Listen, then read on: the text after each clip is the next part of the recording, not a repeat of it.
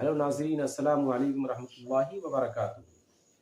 मैं यूसुफ रज़ा और आप देख रहे हैं रज़ा रिख्ता चैनल। नाजरीन, जैसा कि इससे पहले वाली वीडियो में मैंने नून साकिन और तनवीन का कायदा बताया था। आज हम लोग जानेंगे, सीखेंगे मीम साकिन के कायदे। आज हम लोग जानेंगे मीम साकिन के कायदे। तो मीम साकिन के 3 कायदे हैं। जैसा कि इससे पहले मैंने बताया कि नून साकिन और तनवीन के 4 कायदे हैं: इजहार, इख्फा, इदगाम और इक़लाब।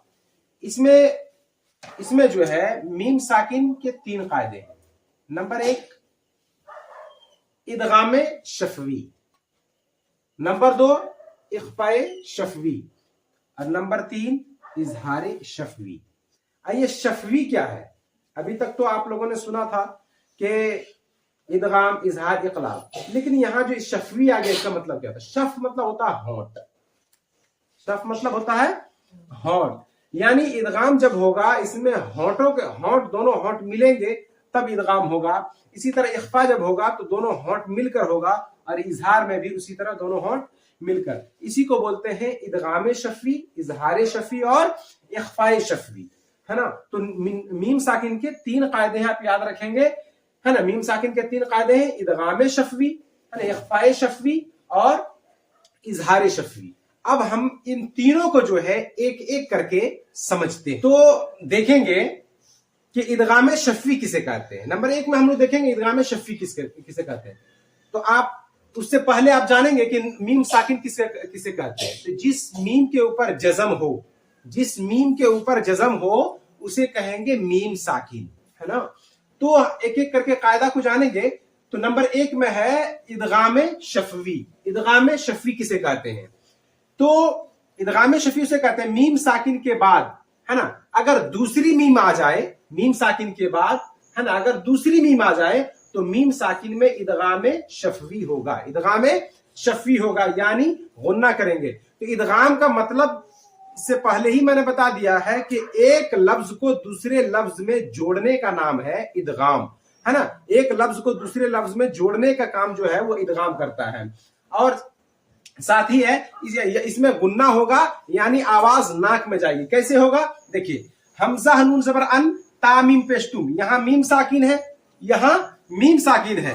उसके बाद जो है फिर जो है मीम ज़ा पेश मुज, लाम ज़ेर ली, मीम वा पेश मु, नून जबर ना, है ना। आ तुम, है ना, मुज़लिमूना। ये मीम साकिन के बाद दूसरी मीम है, तो यहां जो है इदगाम भी हो रहा है और गुन्ना, नाक में भी आवाज जाएगी, है ना। इसको पढ़ेंगे आ तुम मुज़लिमूना, माना दोनों होंठ को, दोनों शफतैन, शफवी, है ना, दोनों होंठ को थोड़ी देर तक सटाए जो है चिपकाए रखेंगे। आ तुम मुज़लिमूना, आ तुम मुज़लिमूना, ये हो गया। उसके बाद इसी तरह फा ज़बर फा हा मीम पेश हुम, फा ज़बर फा हा मीम पेश हुम। तो यहां जो है ये मीम साकिन है, ये मीम पर जज़म है, तो ये मीम साकिन है ना। उसके बाद जो है यहां फिर जो है आ गई दूसरी मीम आ गई, है ना।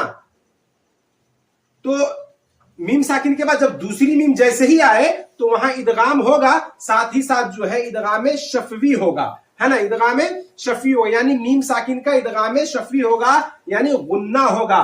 फहुम मुक़महून, फहुम मुक़महून, यानी जो है गुन्ना करेंगे, है ना, और जो है इदगाम भी होगा और साथ ही साथ में गुन्ना भी होगा।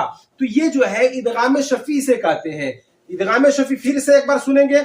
इदगाम शफवी उसे कहते हैं कि मीम साकिन के बाद अगर दूसरी मीम आ जाए, तो यहां भी देखिए मीम साकिन के बाद दूसरी मीम आ गई है, यहां भी दूसरी एक मीम के बाद, मीम साकिन के बाद दूसरी मीम आ गई है, तो इसी को बोलते हैं इदगाम शफवी। इदगाम शफवी, तो ये एक कायदा हो गया, है ना। उसके बाद हम लोग दूसरा समझ, उसके बाद हम लोग देखेंगे इख्फा शफवी। इख्फा शफवी, तो इख्फा का माना होता है छुपाना। इख्फा का मतलब होता है छुपाना, जैसा कि पहले ही मैंने बता दिया, है ना। तो यहां इसका कायदा ये है कि मीम साकिन के बाद अगर बा आ जाए, मीम साकिन के बाद अगर बा आ जाए तो इख्फा शफवी होगा, यानी इसमें भी गुन्ना करेंगे, इसमें भी गुन्ना करेंगे। गुन्ना हमेशा याद रखिएगा, नाक के बांसे को गुन्ना कहते हैं, ठीक है ना। इख्फा शफवी, ठीक है ना। और शफवी पहले बता दिया कि शफवी का माना जो होता है वो होंठ होता है, ठीक है ना।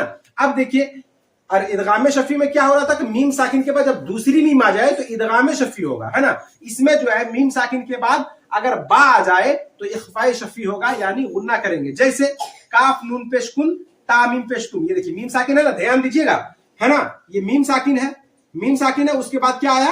با آیا، ہے نا. دیکھیے با آیا جو ہے. اب یہاں اخفاء شفوی ہوگا. کیا ہوگا؟ اس کو پڑھیں گے کنتم بھی، کنتم بھی، ایک ہونٹ دیکھیے گا، ہونٹ، ہے نا. کنتم بھی، کنتم بھی. اس کے بعد با عین زبر با، ضاد پیش دو، بعدو، کاف میم پیش کم. یہ پھر جو ہے میم ہے، میم ساکن بھی ہے، میم ساکن بھی ہے. بعدکم، اس کے بعد پھر جو ہے یہ با ہے. کیا ہے؟ با ہے. تو کیا قاعدہ کیا تھا؟ میم ساکن کے بعد با آ جائے. یہاں بھی با ہے، یہاں بھی با ہے، یہاں بھی با ہے نا. تو میم ساکن کے بعد یہاں بھی با ہے، تو با عین زبر با، ضاد پیش دو، کاف میم پیش کم. بعدکم، با زیر بھی، با عین زبر با، ضاد دو زیر دن، ہے نا. بی بعدن، تو اس کو کیسے پڑھتے ہیں؟ بعدکم بی بعد، ہونٹ کو بند کر کے، بعدکم بی بعد، بعدکم بی بعد. سمجھ میں آیا کہ نہیں سمجھ میں آیا؟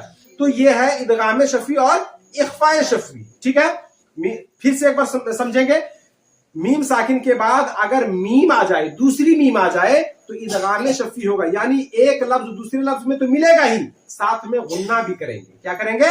غنہ بھی کریں گے. لیکن میم ساکن اس کے بعد جو ہے اخفاء شفوی کس کو کہتے ہیں؟ میم ساکن کے بعد اگر با آ جائے، بعد دیکھیں گے، ہمیشہ بعد میں دیکھیں گے. ٹھیک ہے نا. جس طرح نون ساکن اور تنوین کے قاعدے میں بعد میں دیکھتے تھے، اسی طرح اس میں بھی بعد میں دیکھیں گے. اسی طرح میم ساکن کے بعد اگر با آ جائے تو اخفاء ہوگا، ہے نا، لیکن شفوی ہوگا.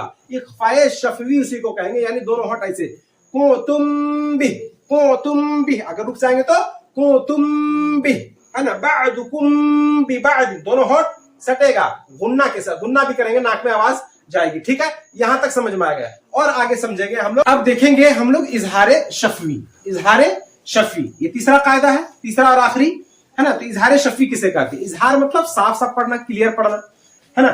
تو اس کا قاعدہ کیا ہے؟ میم ساکن اور میم ساکن کے بعد اگر میم اور با کے علاوہ اگر میم ساکن کے بعد اگر دوسری میم آئے تب تو ادغام شفوی ہوگا. میم ساکن کے بعد اگر با آئے تب تو اخفاء شفوی ہوگا. تو یہ اظہار شفوی آسان قاعدہ ہے. میم ساکن کے بعد میم اور با کے علاوہ کوئی بھی حرف آ جائے تو اظہار شفوی ہوگا. پھر سے سنیں گے. میم ساکن کے بعد میم اور با کے علاوہ کوئی بھی حرف آ جائے تو اظہار شفوی ہوگا، یعنی غنہ نہیں کریں گے. ادغام شفوی میں غنہ کر رہے تھے، اخفاء شفوی میں غنہ کر رہے تھے، لیکن جو ہے اظہار شفوی میں غنہ نہیں کریں گے، یعنی صاف صاف کلیئر پڑھیں گے. جیسے مثال دیکھتے ہیں. حمزہ زبر آ، لام میم زبر لم، علم، تا زبر تا، را زبر را، ترا. دیکھیے اب میم ساکن یہ ہے. میم ساکن کے بعد دیکھیے کیا کون سا حرف آیا ہے؟ تا آیا ہے. کیا آیا ہے؟ تا آیا ہے. تم میم بھی نہیں ہے اور با بھی نہیں ہے، ان دونوں کے علاوہ ہے، تا ہے. تو بولیں گے علم تارا. اب جو ہے ہونٹ سٹا کے نہیں رکھیں گے، غنہ نہیں کریں گے. علم تارا، علم تارا. کیا پڑھیں گے؟ علم تارا. اسی طرح حمزہ میم زبر ام، ضاد کھڑا زبر ضا، ام ضا، ام ضا. کیا پڑھیں گے؟ ام ضا. دیکھیے میم ساکن کے بعد کیا ہے؟ ضاد. میم ساکن کے بعد ضاد، جو کہ میم بھی نہیں ہے اور با بھی نہیں ہے. تو یہ جو ہے میم ساکن اور میم ساکن کے بعد میم اور با کے علاوہ کوئی بھی حرف آئے گا تو اظہار شفوی ہوگا، یعنی وہاں غنہ نہیں کریں گے، ناک میں آواز نہیں جائے گی. جیسے علم تارا، علم تارا، ہے نا. ام ضا، ام ضا. اس طرح سے اور سے بہت ساری جو ہے مثالیں آپ لوگ لے سکتے ہیں، ہے نا. تو امید کرتا ہوں کہ یہ میم ساکن کا قاعدہ بہت اچھے سے آپ کو سمجھ میں آ گیا ہوگا. اگر سمجھ میں آ گیا ہوگا تو ویڈیو کو لائک کریں، شیئر کریں، اور اگر چینل پہ نئے ہیں تو چینل کو سبسکرائب کریں. السلام علیکم ورحمۃ اللہ تعالی وبرکاتہ.